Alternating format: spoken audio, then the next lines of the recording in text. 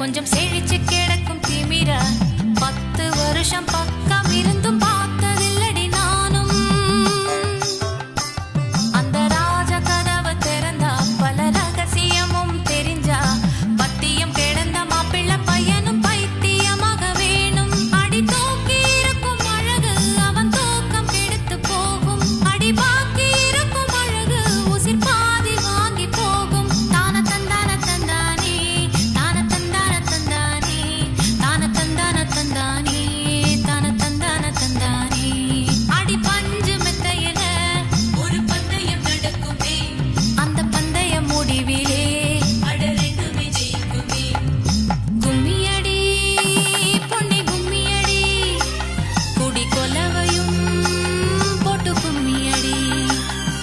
கும்மியடி பொன்னி கும்மியடி குடி உன்னோட தம்பியை வர சொல்லுங்க. இல்ல கும்மியடி.